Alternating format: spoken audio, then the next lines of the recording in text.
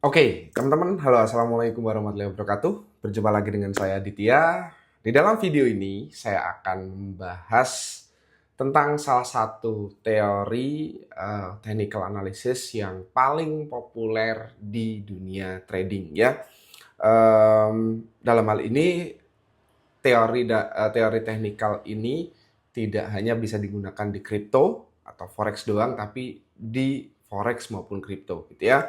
Jadi dua-duanya bisa pakai teori yang bernama smart money concept, ya, atau orang menyebutnya sering disingkat SMC, ya. Mungkin teman-teman sering mendengar ya, lu kalau trading pakai technical apaan? Jawabnya SMC, SMC, SMC gitu kan. Tapi sebenarnya teman-teman tahu nggak sih apa aja sih yang ada di dalam SMC itu? Sebenarnya apa yang dijalankan dan bagaimana pengaplikasiannya? Itu kan kita harus tahu, ya kan?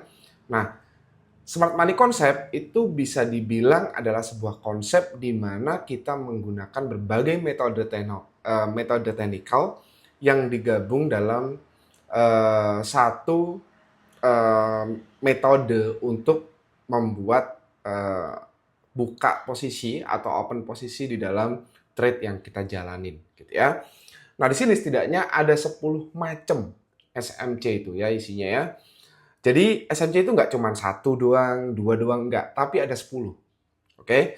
Yaitu dimulai dari market structure, liquidity, supply and demand, internal dan external structure, kemudian entry models, kemudian time trading dan juga price, kemudian liquidity engineering, confluence, kemudian multi time frame analysis atau biasa juga disebut top down analysis, dan sebagai tambahan yang ke-10 itu adalah Wyckoff schematic, gitu ya.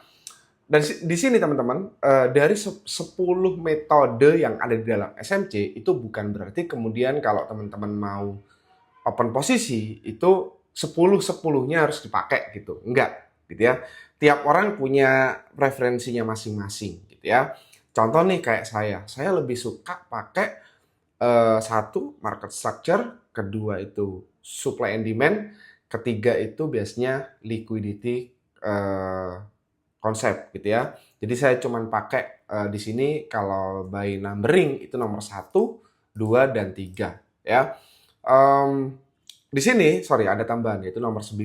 Ada multi time frame analysis. Nah, di sini teman-teman, di dalam menjalankan SMC, tiap orang itu nggak bisa disamakan, ya. Tiap trader itu nggak bisa disamakan. Misal, ada orang yang lebih suka pakai market structure aja, gitu ya. Ada orang yang cuman pakai supply and demand doang, gitu ya. Nggak masalah, gitu ya.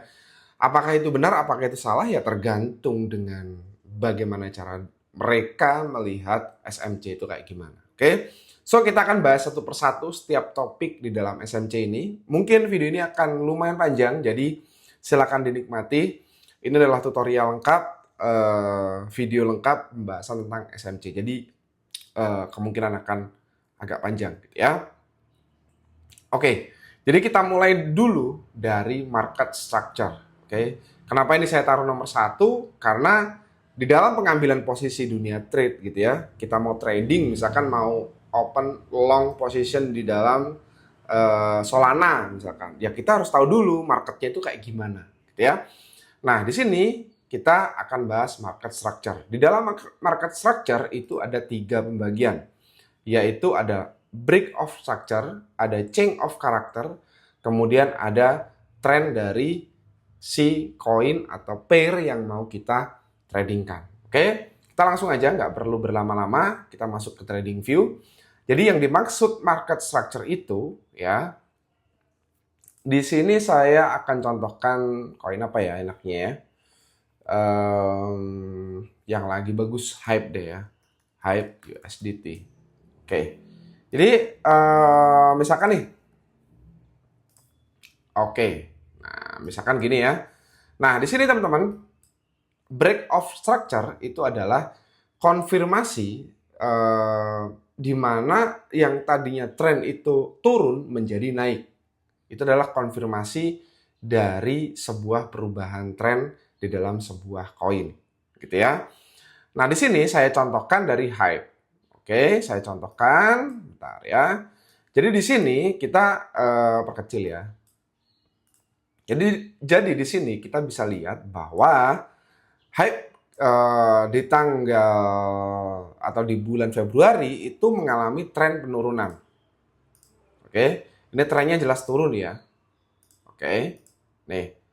Nah, kemudian di sini Hype itu mengalami pembalikan arah, yaitu naik ke sini, ya.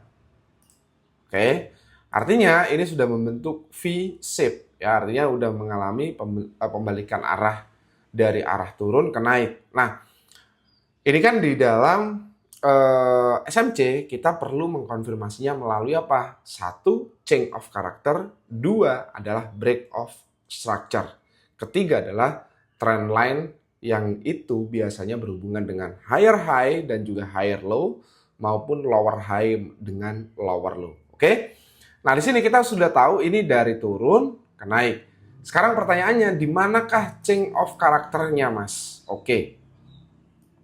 Jadi kita tahu di sini untuk mengetahui bahwa tren itu berbalik arah dari turun ke naik atau naik ke turun, kita harus bikin market trennya dulu. Trennya turun, oke.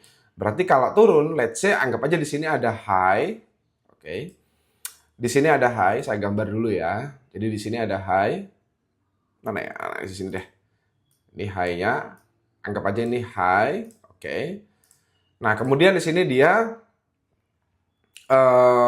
bikin lower high, kok lower high, higher low gitu ya. Naik, nah di sini nih, higher high. Ini higher high, higher low. Nah, kalau teman-teman pernah melihat video saya bahwa di dalam market structure itu ada higher high, ada higher low, ada lower high, ada lower low ya. Kelanjutan dari sebuah tren itu adalah misalkan tren naik nih dari higher high dia akan turun dulu ke higher low kemudian dia bikin higher high lagi gitu ya. Jadi singkat aja saya gambar gini. Ini ada high ya. Ini ada low, dia bikin higher high, dia bikin higher low ya di sini, kemudian dia bikin higher high, dia bikin higher low, kemudian dia bikin higher high, dia bikin higher low dan seterusnya. Nah, ini adalah bentuk continuation ya. Kelanjutan dari sebuah tren. Nah, di sini ada higher high, ada higher low. Ketika dia sudah selesai bikin higher low, dia akan bikin higher high ya. Jadi dia bikin titik tertinggi di atas titik tertinggi sebelumnya. Setelah dia bikin higher high lagi, dia akan bikin higher low lagi. Higher low ini nggak boleh lebih rendah dari higher low sebelumnya. Ya, misalkan let's say gini. Nah, maka ini adalah contoh atau bentuk dari pembalikan arah. Oke, itu nggak boleh kalau kita ngomong continuation trend. Nah, di sini berarti higher high, di sini dia higher low. Nah, ini adalah yang dinamakan market structure-nya. Jadi di sini kalau kita analisa berarti ini higher high, di sini ada higher low, ya. Nah, di sini hype ini, ya. Setelah dia bikin higher low, dia nggak bikin higher high karena ini tingginya nggak sama dengan ini. Nggak bisa lebih tinggi dari sini. Dia malah bikin lebih rendah. Berarti apa ini namanya? Ini namanya lower high. Dari sini sudah ada pertanda bahwa yang tadinya tren naik menjadi turun karena dia nggak bikin higher high baru. Nah, karena di sini ada lower high, betul sekali dilanjutkan dengan penurunan lebih lanjut. Yang ini disebut dengan lower low. Oke, kemudian di sini ada lower high. Turun lagi nih. Di sini ada lower low. Ya. Kemudian dia di sini bikin lower high, ya. Kegeret juga di sini. Sorry. Nah, gini. Ini lower high, ini lower low, ya. Nah, di sini teman-teman jelas ya. Jadi ini jelas. Di sini ada yang dinamakan change of character, ya, COC, ya, atau orang menyebutnya itu COX gitu ya. Di mana Mas pertanda itu? Jadi dia bikin higher high, ya. Ini higher high, ini higher low. Kemudian dia bikin lower high, dia bikin lower low. Nah, area inilah yang disebut change of character. Oke. Kemudian sampai di sini kita belum dapat konfirmasi bahwa tren itu benar-benar sudah turun. Karena bisa aja setelah change of character dia malah berbalik arah, naik lagi gitu ya. Nah, untuk mengkonfirmasi bahwa change of character atau pembalikan arah dari naik ke turun ini sudah resmi gitu ya, sudah valid, maka kita butuh namanya BOS atau break of structure ya. Nah, di sini terjadi lower low lagi, terjadi lower high lagi dan lower low. Berarti ini disebut BOS atau break of structure. Oke? Yang di sini itu sudah mengkonfirmasi bahwa tren dari hype akan mengalami penurunan lebih dalam. Oke? Nah, jadi kalau kita kembali ke ke penjelasan mapping ini, jadi di sini antara HH, HL, LH dan LL dengan COC dan juga BOS itu saling berkaitan, ya. Nah, di sini teman-teman SMC membahas market structure, ya. Itu yang pertama. Jadi, di sini kalau teman-teman enggak tahu market structure berarti teman-teman kurang lengkap belajar SMC-nya. Ya. Sekarang yang kedua yaitu liquidity, ya. Liquidity ini biasanya menjadi area-area di mana banyak trader retail yang dalam tanda kutip duitnya diambil sama market. Ya. Area.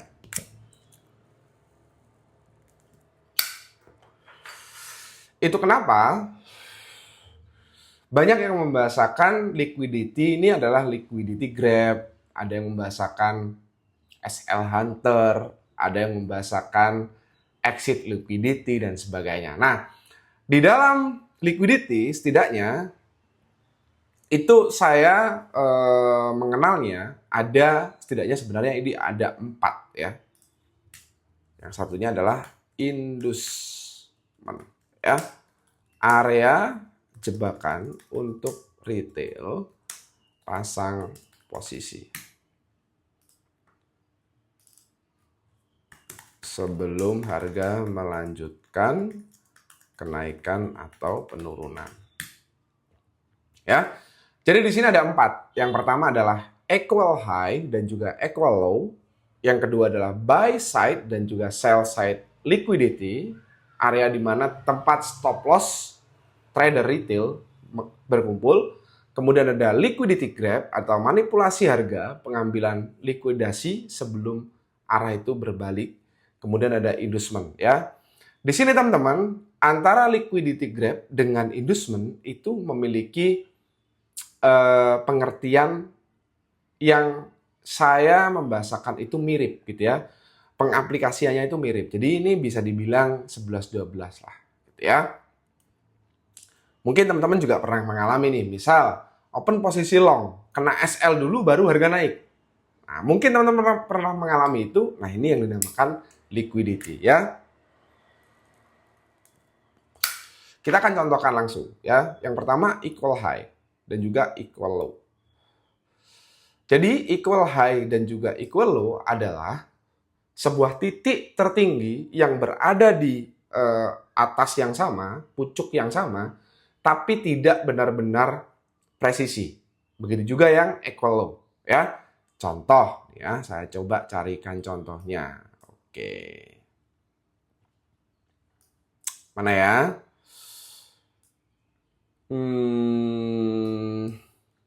Bentar. Nah, ini ada equal low nih. Ini equal low nih. Ya. Ini adalah equal low. Ya. Biasanya ditandai dengan kayak gini, dolar, ya. Nih, ya. Dia seakan-akan ini kalau trader yang pakai chart pattern, dia akan trader yang mengandalkan SNR, dia akan pasang posisi stop loss-nya di sini. Gini.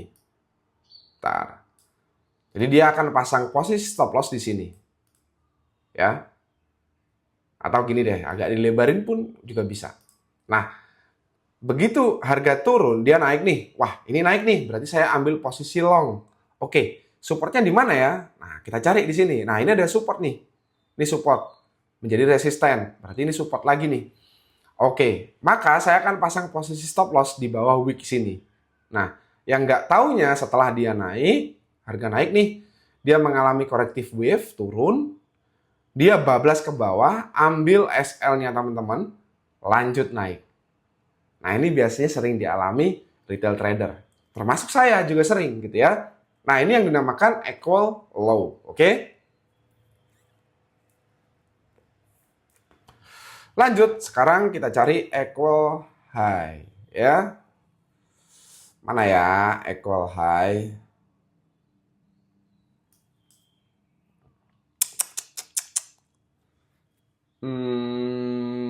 Bentar.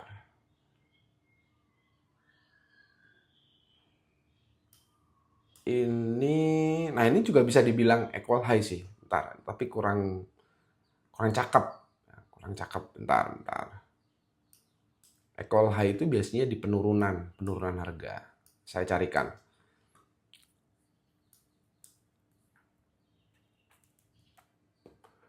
Equal high.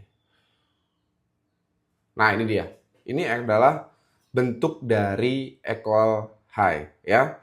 Jadi di sini terlihat teman-teman ya, ini adalah equal high. Bentar, saya ambilkan areanya. Nah, ini dia. Nah, kalau digambar seperti ini. Ya. Sorry, typo. Kok yang impulsif wave. Nih, jadi seorang trader biasanya, misalkan tren lagi turun nih, ini kan tren turun. Maka dia akan pasang posisi short. Nah, pasang posisi short, dia akan memasang posisi shortnya di sini. Kurang lebih gini.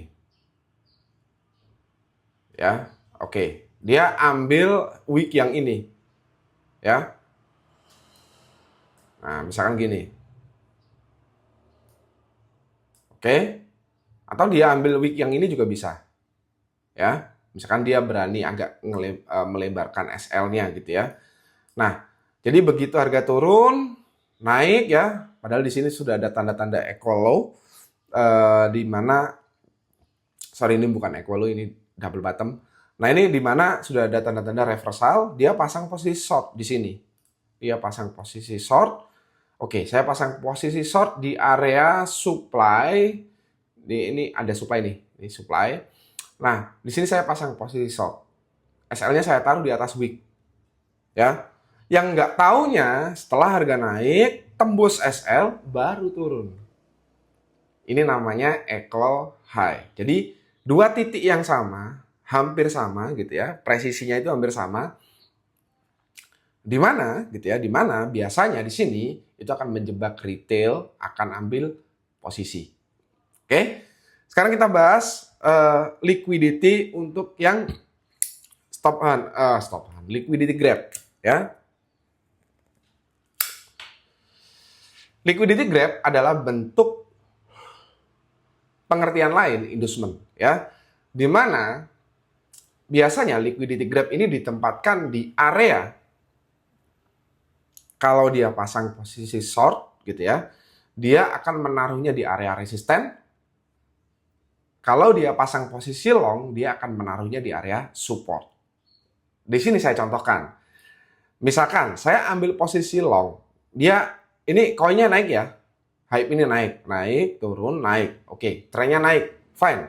Saya akan ambil posisi long. Nah, maka seorang trader itu akan ambil posisi long kebanyakan di sini. Ya. Kenapa di sini? Ini ada fresh demand. Ada demand. Let's say gini, SL ditaruh di bawah wick. Ya. Setelah harga naik, turun korektif, dia menganggapnya korektif, turun terjun ke bawah, kena SL, baru dia naik. Jadi liquidity grab support and resistance ini atau dibahasakan stop hand itu mengambil liquidity para retail trader di area support dan resisten, atap dan lantainya. Oke, biasanya di sini ya. Area ini gitu ya. Area ini itu disebut juga gitu ya, disebut juga buy side dan juga sell side liquidity gitu ya. Nah, di sini kalau buy side itu berarti di atas ya. Buy side itu kayak gini, saya contohkan. Mana ya? Buy side. Mungkin saya geser ke 1 jam. Harusnya ada di sini, buy side. Buy side itu artinya area stop loss ya. Area di mana banyak sekali retail trader yang kena stop loss di situ. Gitu ya. Nah, ini bisa dibahasakan buy side liquidity. Oke? Orang akan memasang SL-nya di area sini nih, kebanyakan. Nggak taunya dia naik dulu baru ambil SL, baru turun, misalkan gitu ya. Kemudian ada lagi, kalau sell side itu di bawah ya. Sell side itu kayak gini. Nah, ini sell side nih. Ini adalah bentuk dari sell side liquidity ya. Area di mana banyak sekali retail trader yang kena stop loss di bawah ya. Ini sell side ya. Setelah dia kena SL, dia naik, turun lagi, dia naik. Oke? Jadi ini adalah teori kedua dari SMC. Nah, sekarang kita masuk ke supply and demand ya. Saya minum kopi dulu. Terus lanjut ya.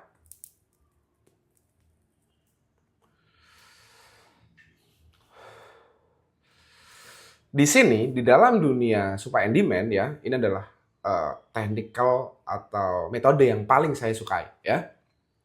Jadi supply and demand itu biasanya ciri-cirinya adalah area di mana terjadi sebuah pergerakan yang sangat impulsif dan kencang banget, entah naik atau turun, dan di situ ditandai dengan ada pergerakan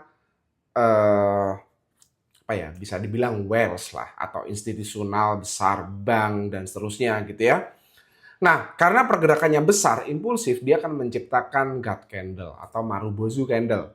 Biasanya di situ terciptalah fair value gap ya. Seperti yang pernah saya bahas di kamus cryptocurrency, ada fair value gap atau orang menyebutnya imbalance. Bahasa gampangnya adalah pergerakan dari sebuah harga yang tidak seimbang. Yang tadinya turun pelan-pelan tiba-tiba naik kenceng, nggak pakai aturan. Atau yang tadinya naik pelan-pelan tiba-tiba turun kenceng, nggak pakai aturan. Itu biasanya fair value gap. Nah, apa bedanya order block dengan supply and demand? Menurut saya sama saja. Gitu ya. Supply and demand itu sama dengan order block. Hanya berbeda suku kata atau penyebutan atau diksi, pemilihan kata. Gitu ya. Contoh, kalau di dalam penyebutan supply and demand itu hanya ada dua. Supply yang fresh dan supply yang udah di-retest. Atau demand yang fresh atau demand yang sudah di-retest atau di-touch. Sedangkan order block itu ada order block biasa, ya, order block doang gitu ya. Ada extended atau extreme bisa, extreme order block. Yang sebenarnya itu sama saja seperti supply and demand ya. Bedanya kalau supply itu pasti di atas, demand itu di bawah. Supply itu layaknya orang jualan nge-supply barang, pasti dia ada di atas, jualannya pengen harga yang mahal. Kalau demand, orang yang nunggu nih, wah kapan nih saya dikasih harga diskon, saya mau beli barangnya. Berarti demand di bawah. Oke, kita langsung praktekkan di chart ya. Saya akan ganti ke koin lain ya. Kira-kira apa teman-teman? Mungkin saya ambilin apa ya? Contoh nih ya.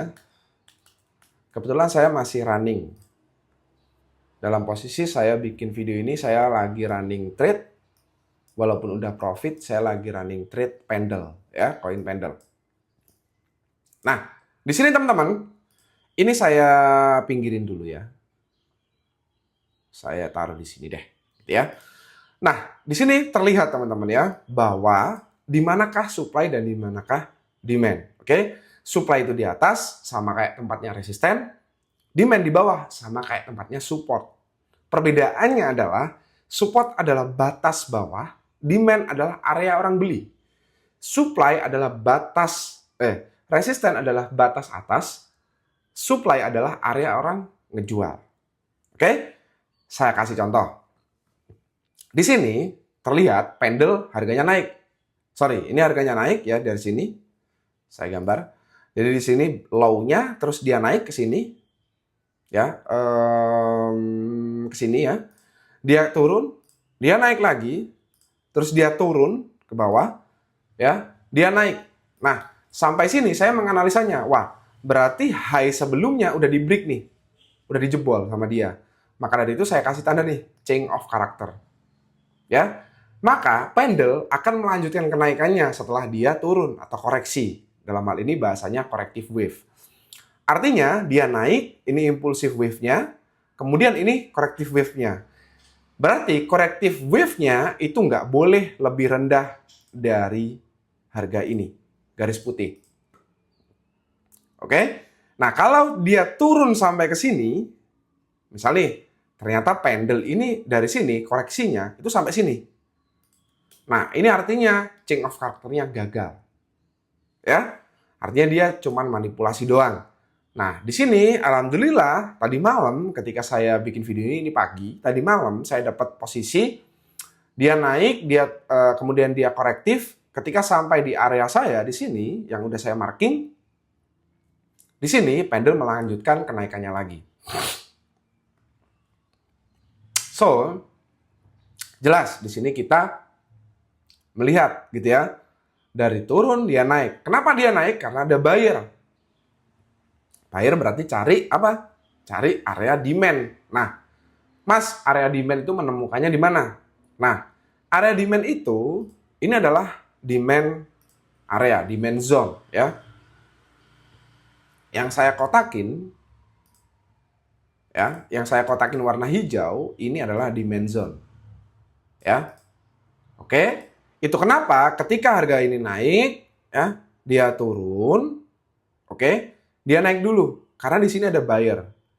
Tapi saya ambil area bawah. Kenapa ambil area bawah? Nanti saya bahas, ya. Kapan-kapan saya akan bikin video khusus tentang supply and demand, ya. Karena memang favorit saya itu pengambilan setup entry posisi saya menggunakan supply and demand, oke? Lanjut, ya.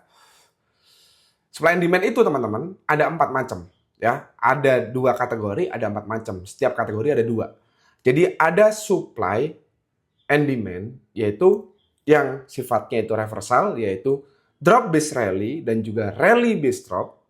Ada yang sifatnya continuation, rally based rally dan juga drop based drop, ya. Ini nanti aja saya bahas di topik khusus tentang supply and demand. Nah, di sini dia naik, dia turun, naik dulu, lanjut turun, baru naik. Nah, di sini ada demand. Oke? Tapi saya nggak ambil. Kenapa? Jawabannya ada di sini tadi. Poin pertama, fair value gap. Ya, fair value gap-nya nggak ada nih. Ya, ini kan nggak ada fair value gap. Nah, maka saya cari di mana ya fair value gap-nya. Ternyata saya menemukan area fair value gap itu di sini.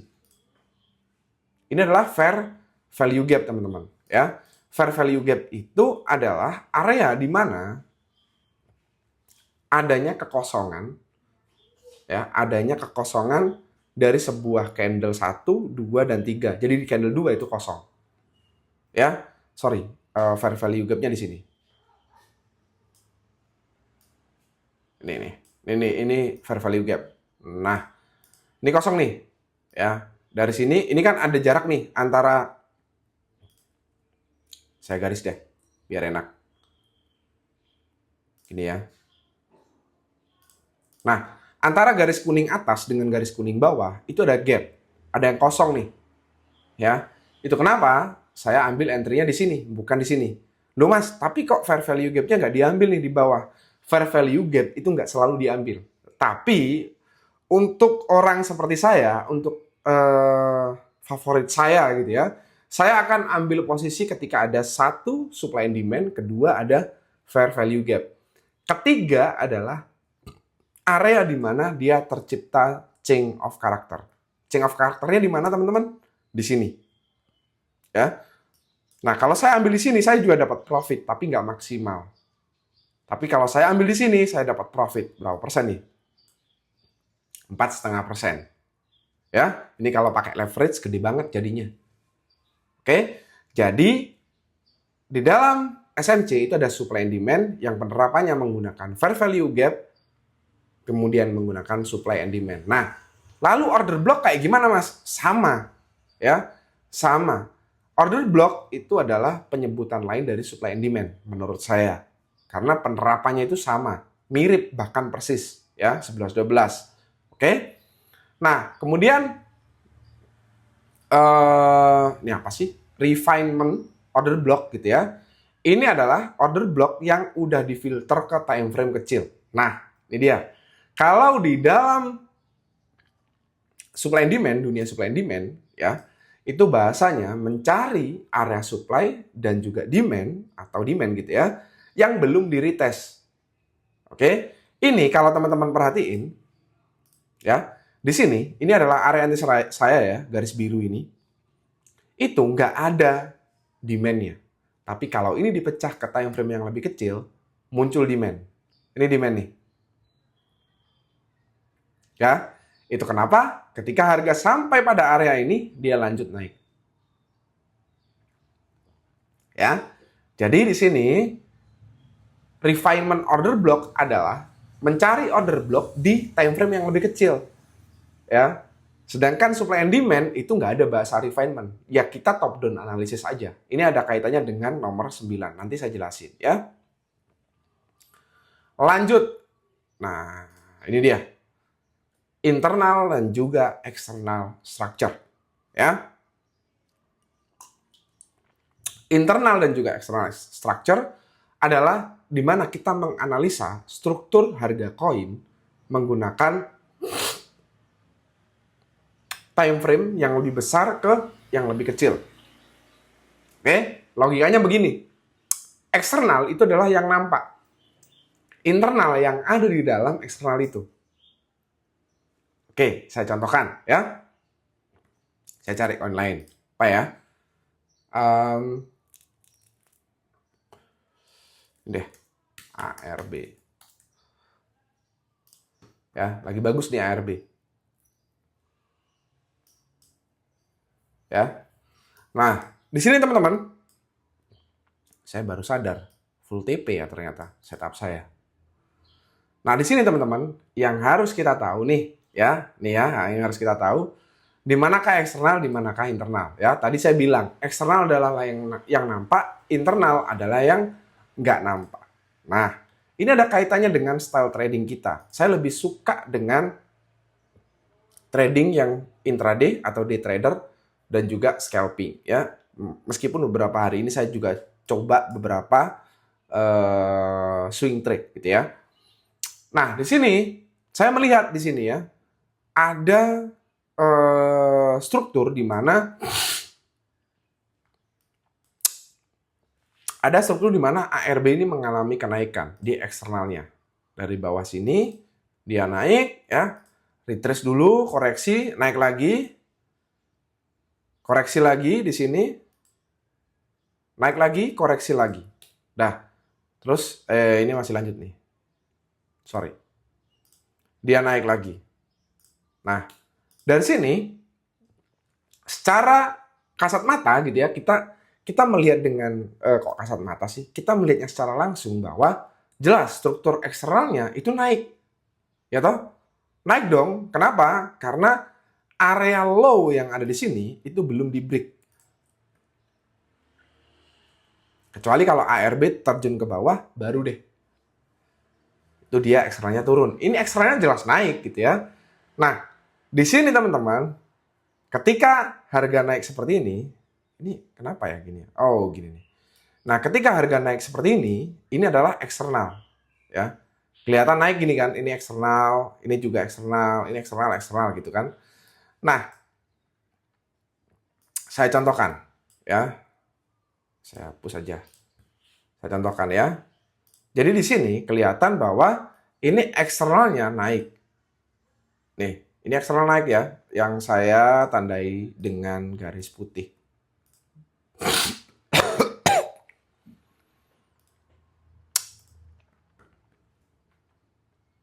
Nih, ini naik ya. Oke.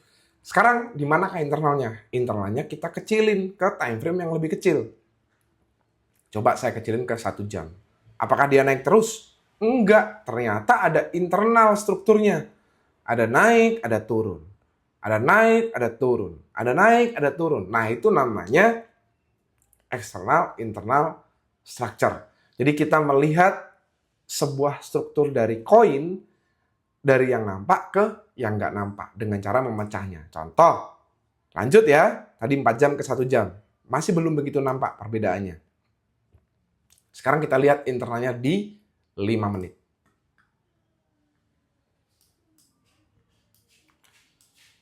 Di 5 menit, jelas. Di sini kita bisa melihat nih.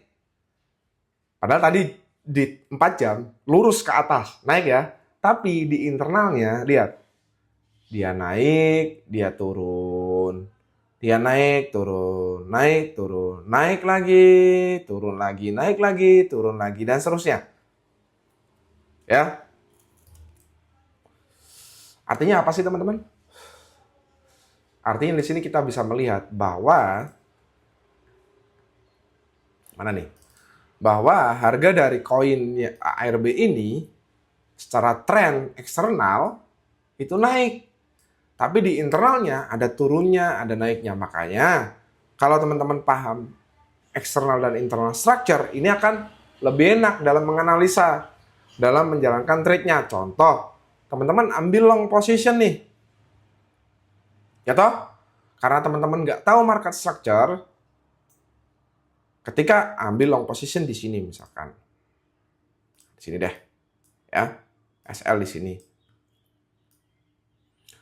Kalau teman-teman nggak tahu yang dinamakan internal dan external structure, teman-teman akan TP di sini. Ya, akan TP di area ini. Ya. Padahal si ARB ini butuh namanya membentuk internal structure-nya, yaitu turun. Sebelum melanjutkan kenaikan. Maka dari itu, market structure tadi, external dan internal structure itu perlu kita pahami di dalam SMC ini. Oke? Lanjut, entry model. Nah, di dalam SMC, di sini terbagi menjadi 3 model entry, ya.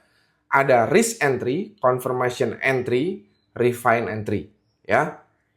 Di sini teman-teman, risk entry itu adalah entry secara langsung, entah itu market order atau limit order yang pernah saya bahas di dalam dictionary cryptocurrency, dengan menggunakan tolak ukur sampai area tertentu.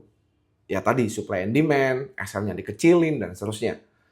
Oke, ini yang model pertama. Ini adalah model saya. Yang kedua adalah confirmation entry, yaitu kita membuat setup, kita marking areanya, tapi kita nggak entry dulu. Kita tunggu konfirmasinya. Misal, kita tunggu adanya pergerakan candle reversal atau rejection. Kita lihat dulu ada change of character nggak di time frame kecil. Nah, itu adalah metode konfirmasi. Atau refine entry, ya. Jadi di sini entry-nya itu sama kayak yang pertama, risk entry, tapi dia entry-nya di time frame yang lebih kecil. Ya, ini nanti pembahasan refine entry itu akan nyambung dengan nomor 9, yaitu multi time frame analysis. Oke? Nah, lanjut. Time and price, ya. Jadi di sini teman-teman, time and price di dalam trading itu penting. Ya, saya sendiri udah nerapin. Mungkin bagi teman-teman, ya pokoknya kalau trading karena market dikuasai di US, ya udahlah jam 9 malam kita trading dan seterusnya. Pertanyaannya kan bagaimana cara menyesuaikan kita trade jam segitu? Belum tentu dong limit order kita diambil di jam 9 malam. Satu. Kedua, belum tentu juga tiap hari orang US itu aktif trade. Ya toh? Jadi yang benar gimana? Kita perhatiin, kita pelajari. Ya. Apakah US itu memberikan respon apa enggak? Itu yang pertama. Yang kedua, ya, ini ajaran guru saya. ajaran orang yang ngajarin saya lah gampangnya. Karena saya sendiri juga masih belajar. Jadi kalau ajaran dari guru saya itu adalah ada namanya time trading. Simpelnya gini, kalau Senin dan Selasa kita trading itu di jam Asia, artinya pagi sampai siang, itu yang bagus. Ya, Rabu itu adalah harinya London, artinya siang sampai sore. Kamis dan juga Jumat itu harinya US, artinya malam. Sabtu Minggu ini off. Karena apa? Market tutup. Walaupun kalau saya sendiri melihat sebenarnya Sabtu Minggu itu tetap rame, cuman nggak serame biasanya. Ramenya karena US. Ya, itu kenapa kalau Sabtu Minggu lebih banyak orang menghindari trade karena lebih banyak terjadi manipulasi.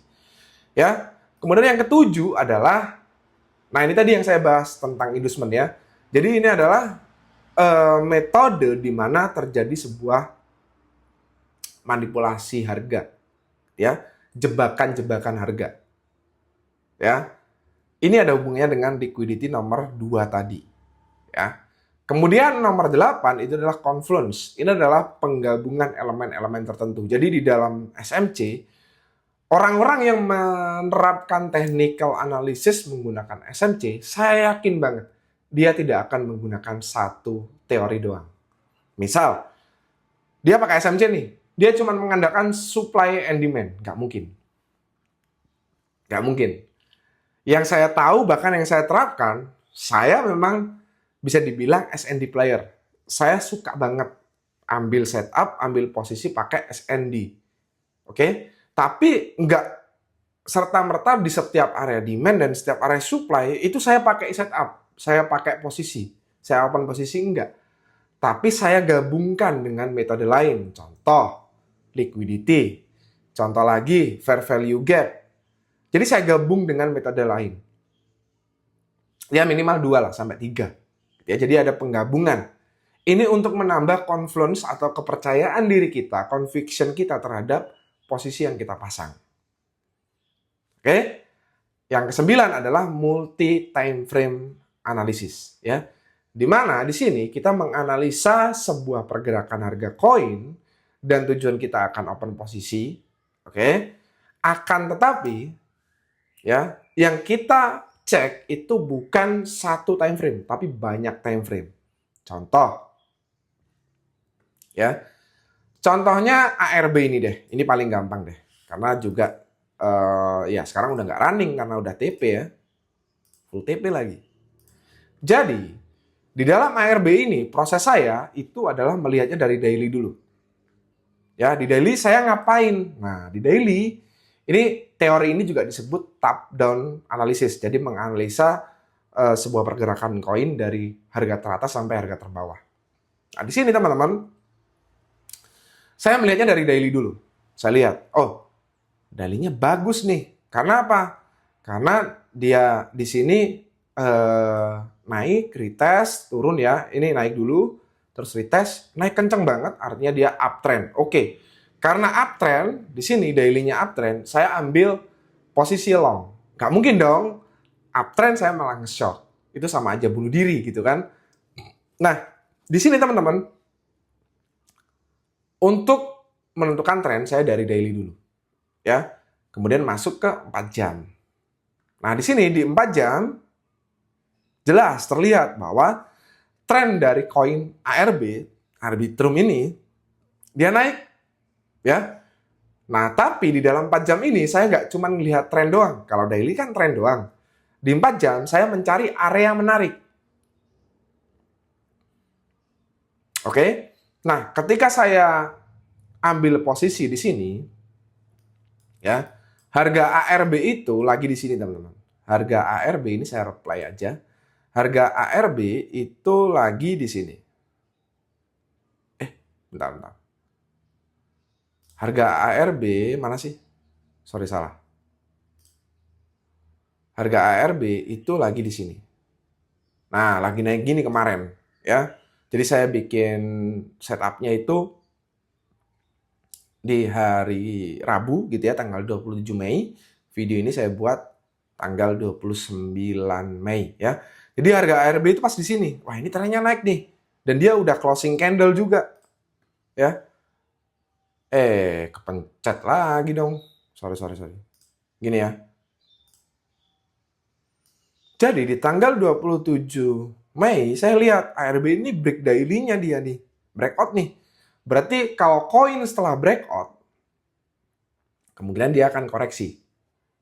Kebetulan si ARB naiknya juga pakai batang-batang nih candle-nya. Marubozu candle, bagus nih. Artinya di sini memang money flow-nya gede. Oke, karena sudah kelihatan seperti ini, berarti saya tinggal nentuin di manakah area yang akan saya marking. Nah, di sini terlihat ada area SND. Di mana? Jadi awal markingnya itu kayak gini saya. Awal markingnya begini. Nih, ya. Ini saya hapus dulu deh. Ya. Awal markingnya kayak gini. Nah, jadi saya sudah menemukan area untuk saya entry. Tapi ada satu masalah. Apa masalahnya? Ini masih 4 jam. Ketika saya open posisi, kemungkinan SL-nya akan menjadi lebar. Oke? Dan saya nggak bisa dapat optimal area entry-nya. Nggak bisa dapat sniper, dan seterusnya. Maka dari itu saya pecah ke 3 jam dulu. Coba saya cari. Apakah ada area menarik di sini? Oke, nah sudah ketemu nih. Nah, di sini ada area menarik nih. Oke? Nah, sampai sini sebenarnya kemarin saya itu udah yakin. Dengan setup ini saya kemungkinan besar win. Minimal saya dapat 2-3%-an lah. Ya, saya nggak ekspektasi sampai full TP nih. Nah, kemudian saya coba pecah ke 2 jam. Kira-kira ada area menarik nggak? Di sini sih nggak ada area menarik ya. Ini FVG, di sini nggak ada bullish engulfing-nya juga. Jadi saya pindah ke 1 jam. Ya. Nah, di sini baru kelihatan nih ada bullish engulfing. Nih. Ya. Jadi kalau mau dibikin 2 area entry gini modelnya.